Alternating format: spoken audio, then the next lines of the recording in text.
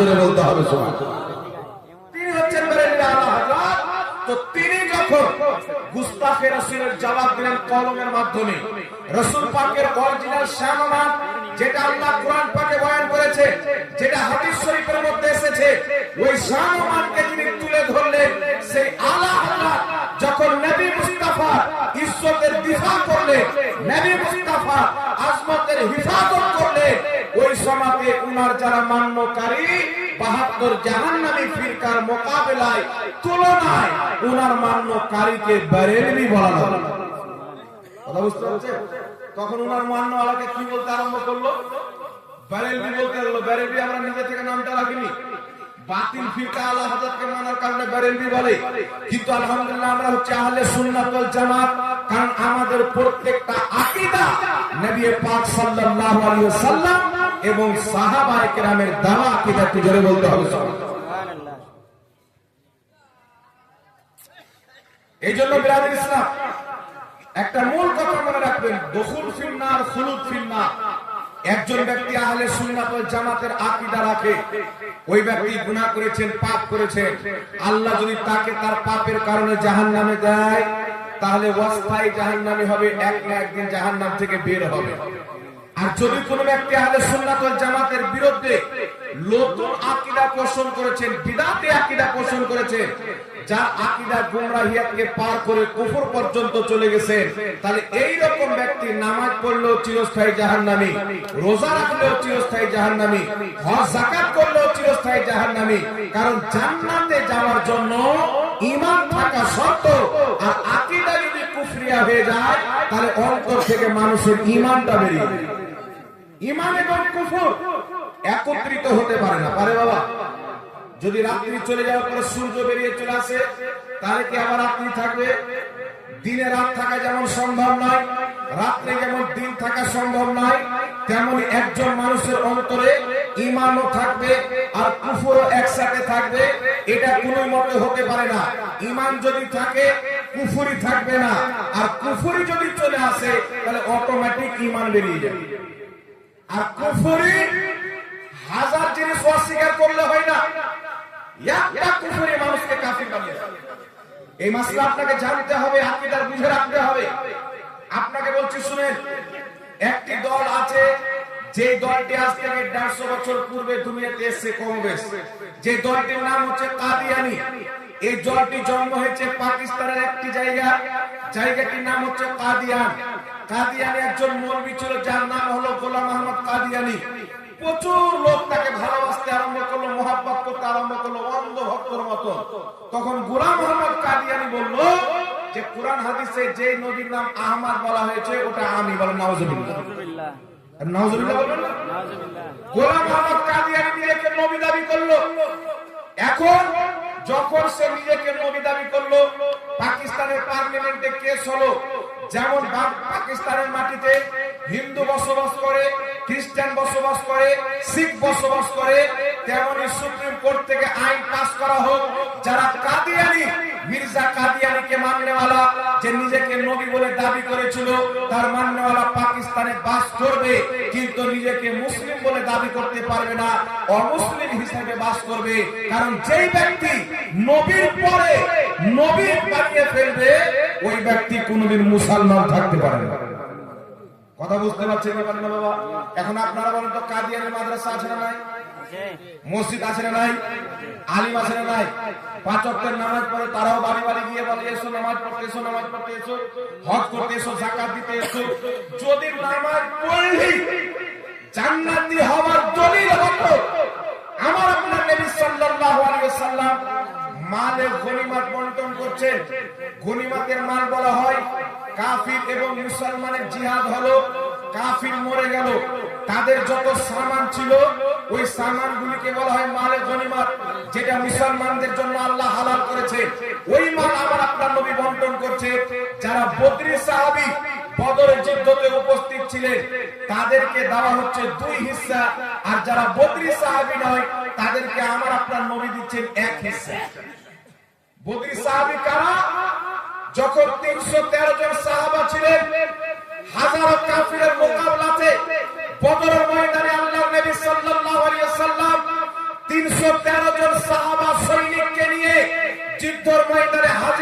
দোয়া করেছিলেন, আল্লাহ আজ যদি এই 313 জন সাহাবী কামিয়াব না হতে পারে, জয়লাভ না করতে পারে, ফাতহ না হাসিল করতে পারে, এই জমিনের মাটিতে তোমার ইবাদত হবে না।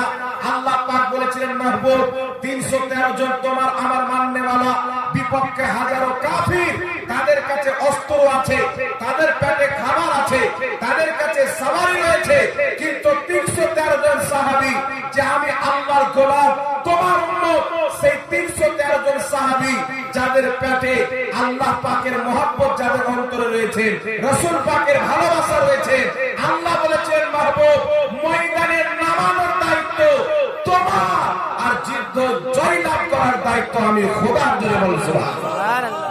313 জন সাহাবী ময়দানে রাসূলের পাক নামিয়ে দিয়েছে, কাফের টিটকারি মারতে আরম্ভ করলো। তোমরা 313 জন, আমরা হাজারো কাফির, দেখো তোমাদের হাতে সবাই অস্ত্র নাই, আমাদের সকলের হাতে অস্ত্র আছে। জানি না তোমরা কে কদিন থেকে খাওনি, আমাদের সকালে সবার পেটে 3 টাইমের খাবার রয়েছে। সাহাবায়ে কেরাম বলেছিলেন যে তোমরা তোমাদের শক্তিতে লড়াই করবে, আমরা ইশকে মুস্তাফাতে লড়াই করব, আর পৃথিবীর ইতিহাস হয়ে যাবে যে 313 জন সৈনিক তলোয়ারের বদৌলতে নয়, আল্লাহ রাসূলের মহব্বতের বদলে জয়লাভ করেছে। সুবহানাল্লাহ। নবী পাক যখন নামিয়ে দিলেন, আল্লাহ তাবারক ওয়া তাআলা ফেরেশতাকে পাঠালেন। কাকে পাঠালেন? একটু জোরে বলেন, কাকে পাঠালেন? আল্লাহ পাক ফেরেশতাকে জমিনে পাঠিয়ে দিলেন। কেন জমিনে পাঠিয়ে দিলেন? সচ্চা পাক্কা নবীকে মহব্বত করনে वाला 313 জন আর হাজারো কাফিরের মোকাবেলায় দাঁড়িয়ে আছে, যুদ্ধের ময়দানে নেমেছে। আল্লাহ তাবারক ওয়া তাআলা ফেরেশতাকে পাঠিয়ে দিলেন। সাহাবায়ে কেরাম দেখতেছেন তলোয়ার চালানোর আগে গর্দান উড়ে চলে যায়। সাহাবা যুদ্ধের পর জিজ্ঞাসা করছেন, ইয়া রাসূলুল্লাহ, আমরা এটা কি দেখলাম? আশ্চর্যজনক ঘটনা। তলোয়ার চালাতে আরম্ভ করছি, গর্দান কেটে উড়ে যায়। রাসূলের পাক বলেছিলেন, সাহাবী তোমরা আল্লাহর রাসূলের মহব্বতে সচ্চা পাক্কা দিলে যুদ্ধের ময়দানে আল্লাহর রাসূলের জন্য নেমেছিলে, আল্লাহ ফেরেশতাকে দিয়ে তোমাদের সাহায্য করেছিল, হাত তোমাদের উঠত, গর্দান আল্লাহর ফেরেশতারা কেড়ে দিত। জোরে বলো সুবহানাল্লাহ। আর একটু জোরে হবে না সুবহানাল্লাহ। 313 জন সাহাবী বদরের যুদ্ধতে কেন নামলেন? 313 জনকে জয়লাভ আল্লাহ কেন করালেন? তিনারা সচ্চা পাক্কা আশিকে রাসূল ছিলেন। ইশক কাকে বলে? ভালোবাসা, মহব্বত। যখন নিজের আখির মঞ্জিলকে পার করে দেয়, শেষ সীমাকে পার করে চলে যায়, তখন ওই ভালোবাসার নাম হয়ে যায়, মহব্বতের নাম হয়ে যায় ইশক। ইশক মানে আমরা বেপনাহ নবী পাক সাল্লাল্লাহু আলাইহি ওয়াসাল্লামকে ভালোবাসি প্রচুর, যার কোনো সীমা নাই। একটু জোরে হবে না সুবহানাল্লাহ। 313 জন কিভাবে ভালোবাসতেন? আজকে কোটি কোটি মুসলমান আমাদের এই অবস্থা রয়েছে, আমরা তো নিজেকে আশিকে রাসূল বলি, কিন্তু 313 জন কেমন আশিকে রাসূল ছিলেন, যাদের সহযোগিতার জন্য আল্লাহ আসমান থেকে ফেরেশতা পাঠিয়ে দিয়েছিলেন। এই আশিকে রাসূলদের মাদাদ সাহায্য আল্লাহ এই জন্য করেছিলেন, তিনারা নবীকে মহব্বত করেছিলেন নামাজের মাধ্যমে, রোজার মাধ্যমে, হজ যাকাতের মাধ্যমে। হারাম থেকে তিনারা বেঁচে হালাল পথে চলে নবী মুস্তাফার প্রত্যেকটা সুন্নাতে আমল করার পর তিনারা নিজেকে ইশকে আশিকে রাসূল বলেছিলেন। জোরে বলেন সুবহানাল্লাহ। আমরা আশিকে রাসূল বলি কিন্তু নামাজ পড়ি না, আছে না? আশিকে রাসূল বলি, রোজার টাইমে রাস্তা দেখতে চায়ের দোকানে তিরপাল থেকে বিড়ি খায়। একটা লোক এসে বলছেন, হুজুর রোজা যদি আমাকে বলেন 3 দিন না খেয়ে দেখতে থেকে যাবো, কিন্তু যদি 2 দিন না খেয়ে তাহলে থেকে যাবে। তো এইরকম তো আশিকে রাসূলের অবস্থা। কিন্তু বিরাদ ইসলাম যেটা আপনাকে বুঝাতে চাই না, ওই 313 জন সাহাবী ওই অবস্থায় আল্লাহ পাকের দ্বীনের জন্য জিহাদ করেছিলেন। তাই নবী মুস্তাফা মালে গনিমত বন্টন করছেন, ওই বদরি সাহাবীকে 2 হিস্সা দিচ্ছে, আর যিনারা বদরি সাহাবী নাই তিনাদেরকে 1 হিস্সা দিচ্ছে। তো হঠাৎ করে একজন ব্যক্তি বলছে, ইয়া রাসূলুল্লাহ ইত্তাকিল্লাহ, হে আল্লাহর রাসূল আপনি আল্লাহকে ভয় করেন। সে কিন্তু আল্লাহ রাসূল বলেছিলেন, মুহাম্মদ ইবনে আব্দুল্লাহ বলেননি, তিনিও কিন্তু আল্লাহ রাসূল বলেছিলেন, ইয়া রাসূলুল্লাহ বলেছিলেন। অর্থাৎ তিনিও বলতেন যে আমি আপনাকে আল্লাহর রাসূল মানি। একটু জোরে হবে সুবহানাল্লাহ। সুবহানাল্লাহ। ইয়া রাসূলুল্লাহ ইত্তাকিল্লাহ, হে আল্লাহর রাসূল আল্লাহকে ভয় করেন, ইনসাফ করেন। এই কথা যখন বললেন, নবীর চেহারা লাল হয়ে গেল। আল্লাহর নবী বললেন, বেয়াকুফ পাগল, আমি যদি ইনসাফ না করি তো পৃথিবীতে ইনসাফ কে করবে? এই দুনিয়া থেকে যখন ইনসাফ উঠে যাচ্ছিল, সৃষ্টি করেছেন আল্লাহ, আর পূজা করত পাথরের, তৈরি করেছেন আল্লাহ, পূজা করত চন্দ্র, তৈরি করেছেন আল্লাহ, পূজা করত সূর্য। আর নবী মুস্তাফা এসে ইনসাফ শিখিয়েছে, যে তোমাকে বানিয়েছে, সৃষ্টি করেছে, ওই খোদার ইবাদত করে, না সবচেয়ে বড় ইনসাফ। সবচেয়ে বড় ইনসাফ। বান্দা যদি আল্লাহকে বাদ দিয়ে কোন পাথরের ইবাদত করে, কোন মূর্তির ইবাদত করে, সেই ব্যক্তি সবচেয়ে বড় না ইনসাফ। আর ইনসাফ সবচেয়ে বড় এটা হলো যে আমাকে বানিয়েছেন, আমি তারই ইবাদত করব। আমাদের সকলকে কয়জন বানিয়েছেন বাবা? একজন না দুইজন? জোরে বলেন। এক আল্লাহ আমাদেরকে বানিয়েছে। মুনাফিক বলছেন, ইয়া রাসূলুল্লাহ, যদি ইনসাফ করেন, ইত্তাকিল্লাহ, আল্লাহকে ভয় করেন। নবী পাকের চেহারা লাল। হযরত ওমর ফারুক বলছেন, হুজুর আপনি একবার অনুমতি দেন, গর্দন মেরে দেব। হযরত ওমর ফারুক নবী মুস্তাফার চুল পরিমাণে বেয়াদবি সহ্য করতেন না। উনি সচ্চা আশিক রাসূল। হযরত ওমর ফারুক বলছেন, হুজুর বলেন তার গর্দন মেরে দিব।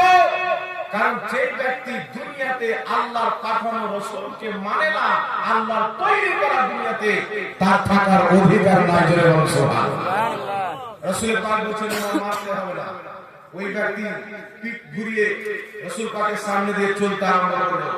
আমার আপনার নবী সাল্লাল্লাহু আলাইহি ওয়াসাল্লাম বললেন, উমরকে দেখে নাও, এর নসল কিয়ামত পর্যন্ত থাকবে। নামাজ এত পড়বে, তার নামাজের সামনে তুমি নিজের নামাজকে হালকা মনে করবে। রোজা এত রাখবে, তার রোজার সামনে তুমি নিজের রোজাকে হালকা মনে করবে। কোরআন খুব তেলাওয়াত করবে, কিন্তু তাদের হলক থেকে কোরআন নিচে নামবে না। তারা দিন থেকে, ইসলাম থেকে এমন ভাবে বেরিয়ে যাবে যেমন তীর কামান থেকে বেরিয়ে যায়, আর তারা দিনে ফিরে আসবে না। সে কি নামাজ পড়তো না? মুহাদ্দিসিনে কেরাম বলেছেন, ওই মুনাফিক নামাজ কত রাকাত পড়তো? এক রাতে কোন দিন 300 রাকাত পর্যন্ত নফল ইবাদত করতো। কত রাকাত? জোরে বলেন। শত রাকাত নফল ইবাদত করতো। তার পাগুলো শুরু হয়ে গেছিল সারা রাত দাঁড়িয়ে কিয়াম করার কারণে, ইবাদত করার কারণে। এত বড় নামাজি, তার কপালে ঘাটা ছিল, লম্বা লম্বা দাড়ি, পায়জামা মানে কুটিয়ে পড়েছিল। এইরকম একজন ব্যক্তিকে রাসূল পাক বলছেন, নামাজ এমন পড়বে, তোমার নামাজকে তুমি হাকির হালকা মনে করবে। তো যার নামাজের সামনে হযরতে ওমর ফারুকের নামাজ হালকা, যার রোজার সামনে হযরতে ওমর ফারুকের রোজাকে হালকা, তাহলে কি বুঝা গেল? ঈমানদার, হকপন্থী, জান্নাতি লোক রোজা দেখে বিচার করা যাবে না, নামাজ দেখে বিচার করা যাবে না, হজ যাকাত দেখে বিচার করা যাবে না। জান্নাতি দল যদি বিচার করা যায়, জান্নাতি দলের যদি পহচান করা যায়, ইশকে মুস্তাফা, আদবে মুস্তাফার কারণে করা যাবে। যার অন্তরে রাসূল পাকের মহব্বত, আদব ও তাসির থাকবে, ওই দলটি হবে জান্নাতি। বলে বল সুবহানাল্লাহ। রাসূল পাকের আদব চিন্তা হবে না। 73 ফিরকা কেন হচ্ছে? একটাই কারণ, দেখবেন অনেক ফিরকার লোক আছে, তাদের মধ্যে রাসূল পাকের মহব্বত পাওয়া যায়। নবীর তরিকায় নামাজ পড়ো, নবীর তরিকায় নামাজ পড়ো, নবীর সুন্নাত মেনে চলো বলে। জাহির দেখতে মনে হয় পাক্কা সচ্চা মুসলমান, কিন্তু ওই দলের বক্তব্য যখন শুনবেন, কোন সময় নবীর মা বাপকে জাহান্নামী বলবে, কোন সময় রাসূল পাককে মরা মানুষ বলবে, কখনো রাসূল পাকের মুখ দিয়ে দুর্গন্ধ বের হচ্ছে বলবে। এই যে রাসূল পাকের বেয়াদবি, যার অন্তরে রাসূল পাকের মহব্বত নাই, আদব নাই, যতই নামাজ পড়ো ওই ব্যক্তি মুসলমান নয়। সুবহানাল্লাহ। আর একটু জোরে হবে সুবহানাল্লাহ। আর একটু হাত উঠিয়ে বলেন তো ইয়া রাসূলুল্লাহ। এই জন্য বিরাদ ইসলাম আপনি কি করে চিনবেন 72টি ফিরকা জাহান্নামী কেন হবে? এখন দেখুন কথা, এখন ফাতোয়া উল্টো দিকে হাওয়া যেমন চলনা বলে না, ওরকম উল্টো দিকে ফাতোয়া চলছে। সুন্নাতি ব্যক্তিকে বলা হচ্ছে বিদাতি, হচ্ছে কি হয় না বাবা? কিন্তু আলহামদুলিল্লাহ আমরা রাসূল পাককে মহব্বত করি, আমরা নবীর মহব্বতে কিছু জিনিস করি, তাই আমাদেরকে বলা হয় বিদাতি। কি জিনিস করি? রাসূল পাকের মহব্বতে মাঝে মাঝে দাঁড়িয়ে সালাম করি, রাসূল পাক সাল্লাল্লাহু আলাইহি সাল্লামের মহব্বতে নবী পাকের জন্মদিন পালন করি। এই কিছু নবীর মহব্বতে বিরুদ্ধে আমি চুমুন দিয়ে চোখে লাগাই, নবীর নামকে চুমুন দিই। এই কিছু মহব্বত করার জন্য কিছু লোক দলিল দেয়। কি দলিল দেয়? এইগুলো যে তোমরা করে নবীকে সম্মান করছো, এগুলো কি নবী করতে বলেছেন? ইসলাম চলবে নবীকে দিয়ে। যেই আমল নবী থেকে প্রমাণিত নাই, ওই আমলকে ত্যাগ করতে হবে। ভাই দলিল কি? বুখারীর হাদিস। হাদিস থেকে আমরা আয়েশা সিদ্দিকা রাদিয়াল্লাহু তাআলা আনহা বলেন, যে আমল রাসূলুল্লাহ থেকে প্রমাণিত নাই, রাসূল পাক বলেছেন ওই আমল রদ করতে হবে, বাদ দিয়ে দিতে হবে। বুখারীর হাদিসে শব্দ আছে আমরেনা। এই আমরেনা শব্দের অর্থ ইমাম ইবনে হাজার আসকালানী বুখারী শরীফের সারা ফাতহুল বারীর মধ্যে বলছেন যে এই যেই আমল নবী থেকে প্রমাণিত নয়, ওই আমল পরিত্যাগ করতে হবে। এর অর্থ হচ্ছে আমরেনা শব্দ রয়েছে, এই আমরেনা শব্দ দ্বারা প্রত্যেক মুহাদ্দিসিন বলেছেন নতুন আকীদা। যেই আকীদা নবী থেকে প্রমাণিত নয়, ওই আকীদা তালাক দিতে হবে, আমল নয়। কথা বুঝতে পারছেন? ইমামুল ফুকাহা ইমাম ইবনে আবিদিন শামী রাহমাতুল্লাহ আলাইহি ফাতাওয়া শামীর মধ্যে লিখছেন প্রত্যেক নতুন আকীদা বিদআত। নবী বলেছেন কুল্লু বিদআতিন দালালা, প্রত্যেক বিদআত হচ্ছে পথভ্রষ্ট, প্রত্যেক পথভ্রষ্ট তো জাহান্নামে। রাসূলুল্লাহ পাক এই যে প্রত্যেক বিদআত জাহান্নামে বলেছেন, এই প্রত্যেক বিদআত থেকে হচ্ছে প্রত্যেক নতুন আকীদা। যারা আহলে সুন্নাত ওয়াল জামাতকে বাদ দিয়ে নতুন নতুন ফিরকা তৈরি করেছে, নতুন নতুন আকীদা বানিয়েছে, এই প্রত্যেকটা নতুন দল জাহান্নামে যাবে। আমার আপনার নবী ওটাই বুঝিয়েছেন। একটু জোরে বলতে হবে সুবহানাল্লাহ। এখন কোন ব্যক্তি যদি বলে হুজুর না আমল, তো আমি আপনাকে একটি দলিল দিচ্ছি, একটু লক্ষ্য করে শুনেন। ইমাম বুখারী রাহমাতুল্লাহ আলাইহি দেখছেন হুজুর বসে আছেন শেখ সাহেব, ইনি বুখারী শরীফ পড়াচ্ছেন, আমার ওস্তাদকে ইনি বলেছেন। দাদু বলেন না তো, দাদা ওস্তাদ। আর অনেক আছে ইনার ছাত্র, আর ছাত্র আমি ছাত্র, এরকম লোক আমি দেখেছি। বুঝতে পারছেন কিনা? ইনি বুখারী শরীফ পড়ান মাদ্রাসায় দীর্ঘদিন থেকে। দেখছেন বয়স্ক হয়ে গেছেন, বুখারী শরীফ পড়াচ্ছেন। এই বুখারী শরীফ যখন ইমাম বুখারী লিখতে আরম্ভ করলেন, তো ইমাম বুখারী রাহমাতুল্লাহ আলাইহি প্রত্যেকটি হাদিস লেখার পূর্বে সুন্নাত তরিকাতে একবার গোসল করতে, 2 রাকাত নামাজ পড়তে। একটু সুবহানাল্লাহ বলুন। সুবহানাল্লাহ। লক্ষ্য করে মাসলাটা বুঝেন বাবা। ইমাম বুখারী রাহমাতুল্লাহ আলাইহি যেই কিতাবটা হচ্ছে বুখারী শরীফের পর সবচাইতে বেশি গ্রহণযোগ্য এবং ফজিলতপূর্ণ কিতাব, ইমাম বুখারী শরীফ লিখতে আরম্ভ করলেন। প্রত্যেকটা হাদিস লেখার পূর্বে একবার গোসল করতে, 2 রাকাত নামাজ পড়তে, একটা হাদিস লিখতেন। এখন আপনাদের কাছে আমার প্রশ্ন, যত দুনিয়াতে আলেম আছে আপনি জিজ্ঞাসা করবেন যে ইমাম বুখারীকে জিজ্ঞাসা করে যে নবী পাক কি বলেছেন যে আমার যখন হাদিস লিখবে, তো আমার হাদিস লেখার পূর্বে একবার গোসল করবে, আর 2 রাকাত নামাজ পড়বে, তারপর একটা হাদিস লিখবে, আবার গোসল করবে, আবার 2 রাকাত নামাজ পড়বে, আবার একটা হাদিস লিখবে। এরকম তো নবীর কোনো হাদিস নাই, এরকম কোন সাহাবাও করেননি। সাহাবায়ে কেরাম তো কুরআন যখন লিখে একত্রিত করেছেন, ওই সমস্ত তিনারা পূর্বে গোসল করে 2 রাকাত নামাজ পড়ার পর করেন। সাহাবা যখন নবী পাকের প্রতি ওহী অবতীর্ণ হতেন, কাতিবে ওহী হযরত সাইয়্যিদনা আমির মুআবিয়া রাদিয়াল্লাহু তাআলা আনহু, আরো অনেক সাহাবী যিনারা ওহীগুলোকে লিখতেন, কেউ আপনার পাথরে লিখতেন, কেউ আপনার গাছে লিখতেন। ওইগুলো লিখার পূর্বে, কোরআন পাক লিখার পূর্বে, ওহী লিখার পূর্বে নবীর মুখে ডাইরেক্ট শুনে কোরআন আল্লাহর কালাম লিখতেন না, গোসল করতেন পূর্বে, আর না 2 রাকাত নামাজ পড়তেন। কিন্তু বুখারী শরীফ ইমাম বুখারী ডাইরেক্ট নবী থেকে শুনেননি, তিনি তিনার ওস্তাদ থেকে শুনেছেন, উনার ওস্তাদ থেকে শুনেছেন, উনার ওস্তাদ থেকে শুনেছেন, উনার ওস্তাদ নবী পাক থেকে শুনেছেন। কয়েকটি আপনার সিঁড়ি চলে যাওয়ার পর ইমাম বুখারী নবী পাকের হাদিস শুনছেন, লিখতে বসছেন, তো একবার গোসল করছে, 2 রাকাত নামাজ পড়ছে। জিজ্ঞাসা করেন, হে ইমাম বুখারী রাহমাতুল্লাহ আলাইহি, আপনি বলেন নবী পাক বলেননি আমার হাদিস যখন লিখবে গোসল করবেন, 2 রাকাত নামাজ পড়বে, তারপরে একটা হাদিস লিখবে? কোন সাহাবী থেকে প্রমাণ পাওয়া যায় না। আপনার পূর্বের মুহাদ্দিস ইমাম ইবনে আবি শাইবা, ইমাম আব্দুর রাজ্জাক সানআনী, ইমাম মালিক, ইমাম মুহাম্মদ, ইমাম আযম আবু হানিফা, ইমাম আহমদ ইবনে হাম্বল, ইমাম মালিক, ইমাম শাফি, আপনার পূর্বের যত মুহাদ্দিস ছিলেন, কেউ আপনার দাদা ওস্তাদ, কেউ আপনার পরদাদা ওস্তাদ, কেউ আপনার পর্দাদার ওস্তাদ, ইনারা যখন হাদিস লিখতেন ইনারা গোসল করতেন না, 2 রাকাত নামাজ পড়তেন না, নবীর হাদিস বলে লিখে। তো আপনি কেন লিখলেন? আপনি কেন এই কাজ করলেন? তো ইমাম বুখারী রাহমাতুল্লাহ আলাইহি এই আমল থেকে একটাই মাসলা বের হবে।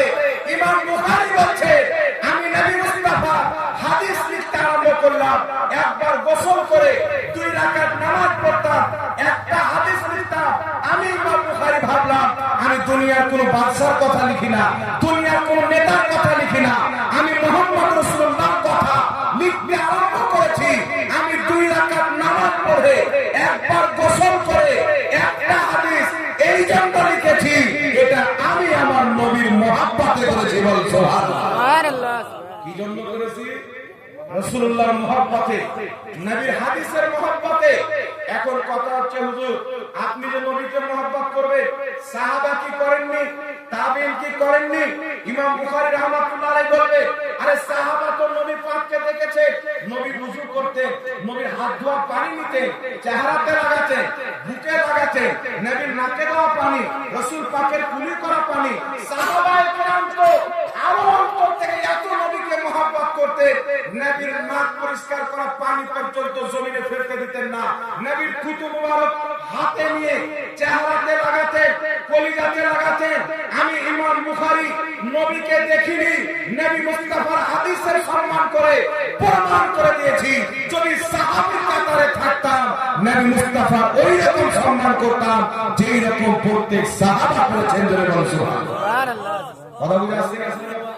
এখন কেউ যদি বলেন নবী পাক করতে বলেন, তো করবেন কেন? তো ইমাম বুখারী এটা করেছেন, এটা নবী করতে বলেননি, সাহাবা করেননি, তাহলে তাদের ফতোয়া অনুযায়ী ইমাম বুখারী বিদআতি নাকি বলেন? তাদের কথা অনুযায়ী ইমাম বুখারী হচ্ছেন বিদআতি। তাই তিনাদের কর্তব্য হলো বুখারী শরীফ পড়া বন্ধ করতে হবে নাকি বলেন?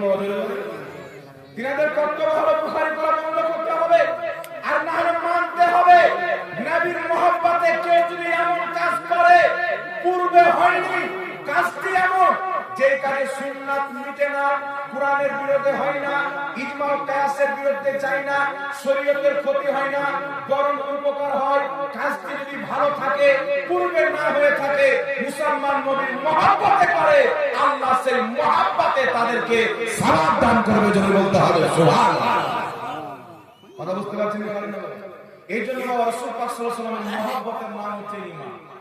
আর কিছু লোক ফাতোয়া লাগাতে ব্যস্ত, ও নিজে কিছু করবে না, আপনাকে করতেও দিবে না, নিজে কিছু করবে না, করতেও দিবে না। গতবার রবিউল আউয়ালে একজন ব্যক্তি আমার মাদ্রাসাতে আসলেন, রবিউল আউয়ালের আগা দিন আসার পরে বলছেন, হুজুর 12 রবিউল আউয়ালে নবী জন্মগ্রহণ করেছেন আর এই দিনে নবী ইন্তিকাল করেছেন, তাহলে আপনারা খুশিতে নিচ্ছেন, তো কান্নাটা কেন নেন না? নবী ইন্তিকাল করেছেন এটা তো দুঃখের খবর, আর নবী আসছেন এটা খুশির খবর, তাহলে একদিনে দুটো, আপনারা শুধু খুশিটা নিচ্ছেন, দুঃখটা কেন নেন না? তা আমি ওকে বলছি, আপনি কোনটা নিয়েছেন? আপনি কোনটা নিয়েছেন? তো চুপচাপ। আমি বলছি যে আমরা তো জন্মেরটা নিয়েছি, খুশিটা নিয়েছি, তা আপনারা কমপক্ষে কান্নাটা তো নেন না, কি বলেন বাবা? তো কিছু লোক আছে না কান্না করবে আর না খুশি নিবে, না এদিকে না ওদিকে, ও মিডিলে। নবী পাকের জামানে কিছু লোক ছিল, ওনা খুললাম কাফিরের দিকে, না খুললাম নবী পাকের দিকে, গুপি চুপি লোক। ওদের নাম আল্লাহ দিয়েছেন মুনাফিক। ওদের নাম আল্লাহ কি দিয়েছে? মুনাফিক দিয়েছে। আরে ভাই, তুমি যদি বলে এই যে নবী জন্ম নিয়েছেন, এই দিন ইন্তিকাল করেছে, তোমরা নবীর মহব্বতে খুশি নিচ্ছ, দুঃখটা কেন নিবে? তো খুশিটা আমরা নিয়েছি কারণ আমরা নবীকে মরা মানে না, জিন্দা মানে। দুঃখটা আপনারা নিলেন কারণ আপনারা নবীকে মরা মানে। তো যাদের নবী মরা তারা কান্না করবে, যাদের নবী জিন্দা তারা খুশি পালন করবে। সুবহানাল্লাহ। তো কিছু লোক হয় বাবা করতে দিবে না, ও নিজে করে না, আপনারা করতে দিবে না। একজন ব্যক্তি একটা রাস্তা দিয়ে যাচ্ছেন, দেখছেন একটা লোক চেয়ারে বসে আছে, পা মিলাচ্ছে, ওকে জিজ্ঞাসা করে, ভাই আপনার নাম কি? মনে হচ্ছে আপনার কোনো চিন্তাই নাই। তো বলছে, ভাই আমার নাম হচ্ছে ইবলিস। কি না? ইবলিস। বলছে আমার নাম হচ্ছে ইবলিস। বলে ইবলিস মানে মানুষের উপরে? বলছে আমি মানুষের উপরে এখানে বসে আছি, আল্লাহ আমাকে ক্ষমতা দিয়েছে মানুষের উদ্ধার করতে পারে। কি জন্য বসে আছো? তোমার কাজ তো হলো নামাজিকে তো নামাজি বানানো, তোমার কাজ হচ্ছে মসজিদ থেকে মানুষকে দূরে করা, মাদ্রাসা থেকে মানুষকে দূরে করা, দান থেকে মানুষকে দূরে করা। তো তুমি এখানে বসে কি করছো? তোমার কাজ কে করছে তাহলে? তো ইবলিস বলছে যে আমি আমার অনেক খলিফা বানিয়ে দিয়েছি। অনেক মৌলবীকে খলিফা বানিয়ে দিয়েছে, মানুষকে খলিফা বানিয়ে দিয়েছে। কোন মৌলবী? যে মৌলবী বলছে নবী কবরে মরা মানুষ পড়ে আছে, বলছে শয়তানের খলিফা। যে মৌলবী বলছে নবীর মুখ দিয়ে দুর্গন্ধ বেরোতো, যে শয়তানের খলিফা। তো শয়তান বলছে যে আমি কিছু মৌলবীকে খেলাফত দিয়ে এখন আরাম করছি, আমার কাজ তারাই করছে। আচ্ছা নাই বাবা? আছে জি। তো শুধু শয়তান শয়তান নেই, মানুষ রূপীয় শয়তান আছে। রাসূল পাককে কেউ যদি মহব্বত করে, তার বিরুদ্ধে ফতোয়াবাজি করে, মনে করতে হবে শয়তান নবীর মহব্বত থেকে জ্বলে, আর নবীকে মহব্বত করলে আল্লাহ খুশি হয়। জোরে বলতে হবে সুবহানাল্লাহ। আর গলা চিড়ে চিড়ে বলবে ও ঘুম 1200 লোক, ওকে যদি 3 কোটি দলিল দেন তবুও মানবে না। ওকে যদি 3 কোটি দলিল দেন তবুও মানবে না। তাই জন্য আহলে সুন্নাত ওয়াল জামাত আছে, আমরা দলিল দিই আপনাদের জন্য, তবে চোখ বন্ধ করে রাসূলকে মহব্বত করতে হবে। জান্নাতের আলামত হলো নবীর আদব, নবীর মহব্বত যাদের অন্তরে থাকবে তারাই হবে জান্নাতি। জোরে বলো সুবহানাল্লাহ। এখন আপনাকে ব্রাদার ইসলাম দুটি হাদিস আপনাকে শোনাতে চাই। একটি হাদিস ইমাম বাইহাকী রাহমাতুল্লাহ আলাইহি সংকলন করেছেন। নবী পাক সাল্লাল্লাহু আলাইহি সাল্লাম এলান করলেন, হে আমার সাহাবী, যুদ্ধের ময়দানে যেতে হবে।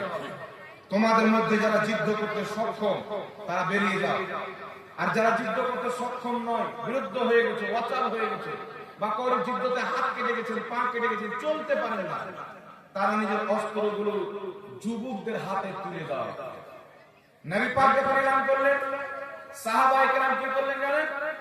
অস্ত্র নিয়ে এসে সব নবীর কদমে রেখে দিলেন। সবাই অস্ত্র রাখছেন, আর একজন মহিলা একটা ছোট বাচ্চাকে কোলে করে, দুধ পান করা বাচ্চা, আমার নবী দরবারে আসছেন। আসার পরে বলছেন, হুজুর আমার স্বামী বেঁচে নাই, আমার যদি স্বামী বেঁচে থাকতো আপনার সাথে যুদ্ধের ময়দানে পাঠাতাম। আমার স্বামী বদরের যুদ্ধে আপনার মহব্বতে আল্লাহ আল্লাহ রাসূলের দ্বীনের জন্য শহীদ হয়ে গেছে। আমার স্বামী যখন শহীদ হয়, তার একটা বাচ্চা আমার গর্ভে ছিল, আর সে বাচ্চাটা আমার দুধ পান করছে। ইয়া রাসূলুল্লাহ, আমার স্বামী নাই, বড় ভাই নাই, আমার পিতা নাই, আমার বাড়িতে কোনো যুবক নাই যে আপনার সাথে যুদ্ধের ময়দানে পাঠাবো। এই দুধ পান করা বাচ্চা আমার কাছে রয়েছে। ইয়া রাসূলুল্লাহ, আমি চাই যে আমার এই দুধ পান করা বাচ্চাটাকে আপনি আপনার সঙ্গে করে যুদ্ধের ময়দানে নিয়ে যান। আমার নবীর চোখ দিয়ে পানি বেরিয়ে গেল। রাসূল কায়নাত সাল্লাল্লাহু আলাইহি ওয়াসাল্লাম বলেন, বেটি তোমার এই বাচ্চা তলোয়ার চালাতে পারে না, যুদ্ধ করতে পারবে না, চলতে পারে না, ঠিকভাবে খেতেও শিখেনি, দুধ পান করে, এই বাচ্চাকে নিয়ে গিয়ে কি করবো, কি কাজে আসবে? মহিলাটি বলছেন, কান্না করছেন, ইয়া রাসূলুল্লাহ, ইয়া হাবিবাল্লাহ, জানি আমার বাচ্চার ওই শক্তি নাই যে হাতে তলোয়ার তুলবে, জানি আমার বাচ্চার ওই শক্তি এখন পর্যন্ত হয়নি যে সে তলোয়ার নিয়ে যুদ্ধ করবে।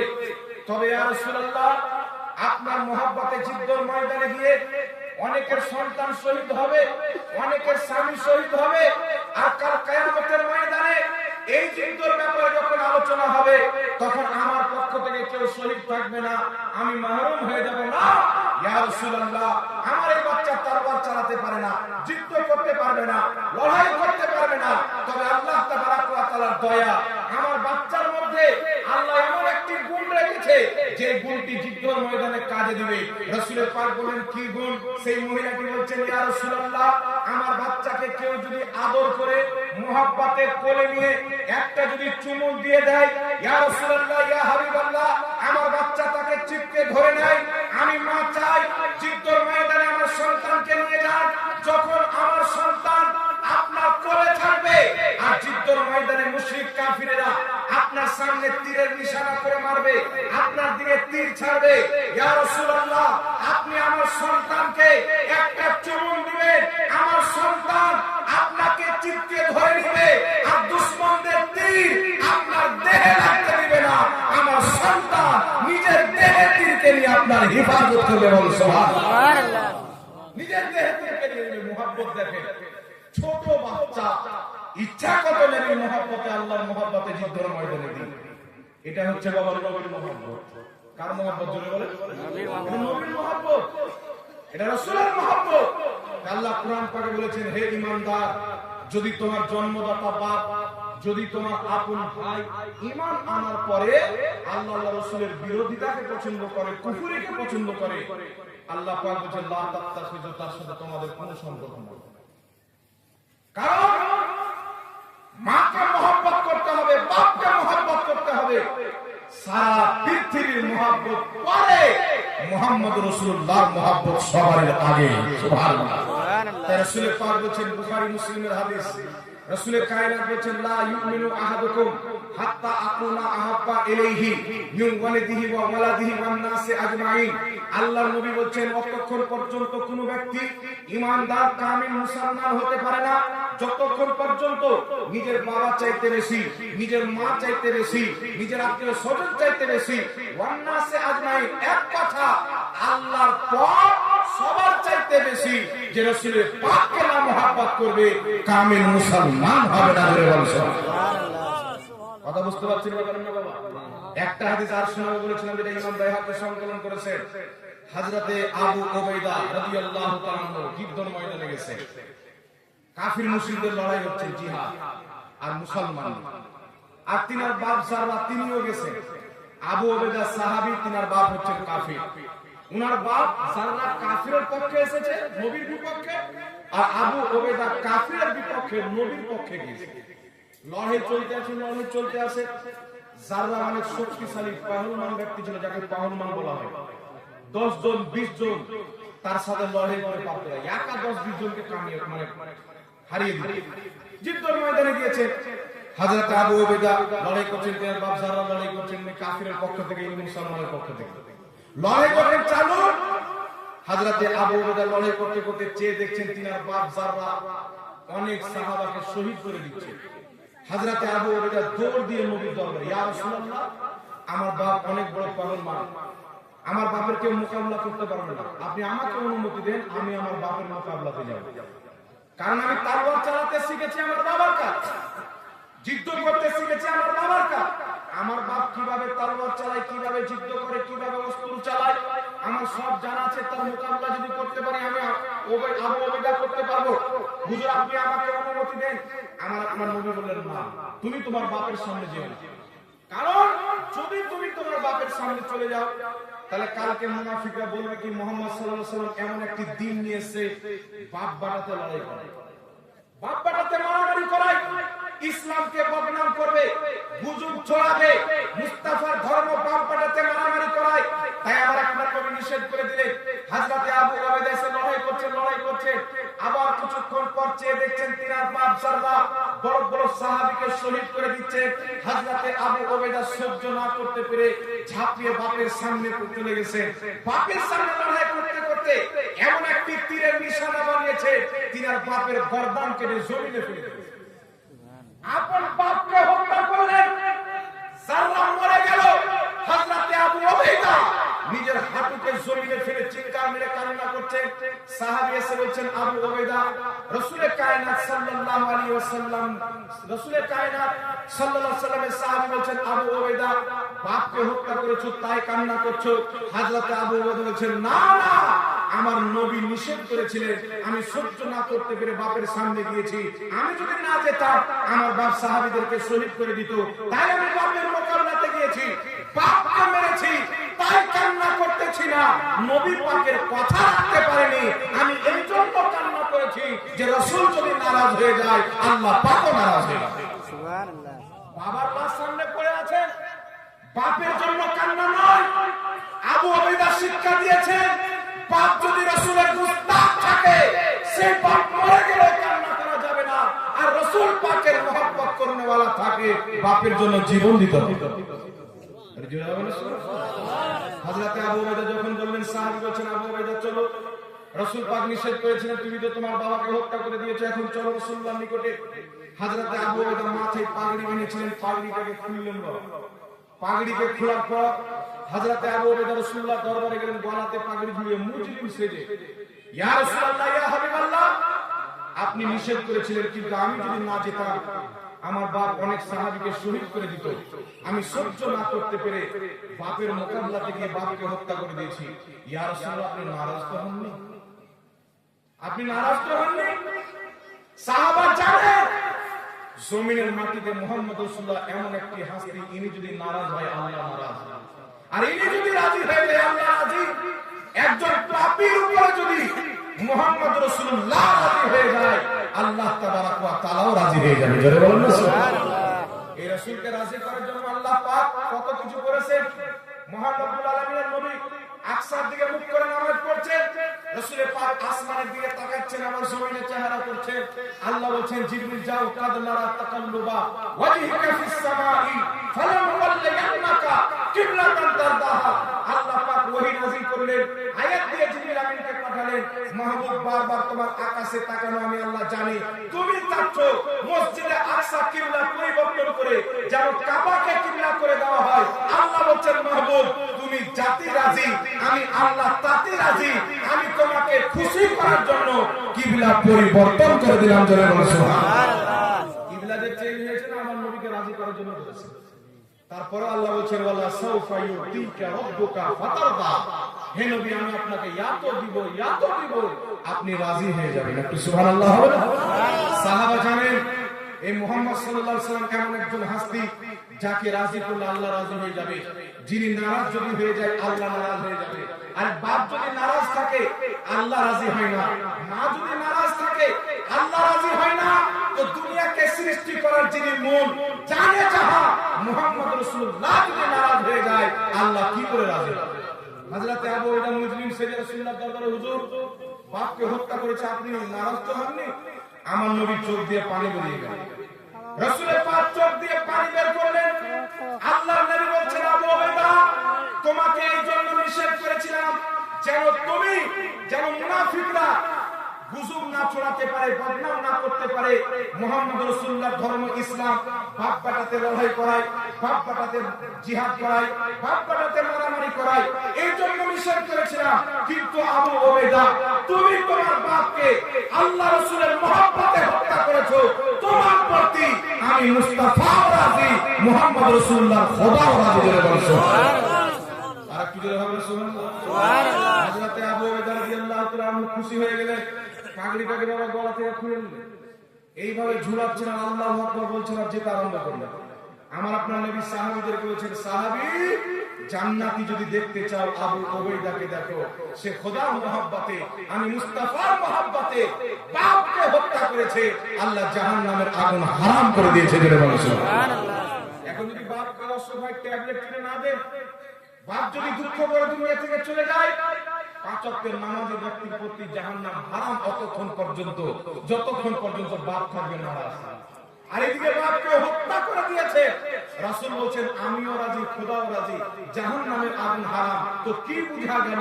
রাসূল পাকের মহব্বত হচ্ছে সবচাইতে বড় জিনিস। তাই সাহাবায়ে কেরাম আমার নবীর সামনে যখন আসতেন কি বলতেন? ফিদাকা আবি ওয়া উম্মি ইয়া রাসূলুল্লাহ, হে আল্লাহর রাসূল আপনার কদমে আমাদের বাপও কুরবান, আমাদের মাও কুরবান।